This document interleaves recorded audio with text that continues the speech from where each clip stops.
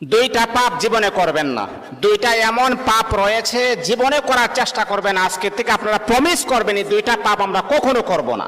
আপনি নামাজ পড়েন নাই, আল্লাহ তাআলার যদি দয়া হয়ে যায় তাহলে আপনাকে মাফ করে দিবেন। আপনি ফজরের নামাজ পড়েন নাই, আল্লাহ পাক রব্বুল আলামিনের যদি মায়া লেগে যায়, আল্লাহ পাক রব্বুল আলামিন আপনার গুনাহকে আমার আল্লাহ ক্ষমা করে দিবেন। আপনি যদি নফল নামাজ ইবাদত বন্দেগী কম করেন, আমার আল্লাহ কিন্তু আপনাকে মাফ করে দিবেন। কিন্তু আল্লাহর নবী বলেন দুইটা এমন জঘন্যতম পাপ রয়েছে, এই পাপগুলার ক্ষমা আমার আল্লাহ জীবনে কখনো তার বান্দাকে করবে না। দুইটা পাপ এমন জঘন্যতম পাপ, এগুলা করা যাবে না। এক নাম্বার হচ্ছে অন্যের হক নষ্ট করা। অন্যের হক কখনো নষ্ট করবেন না।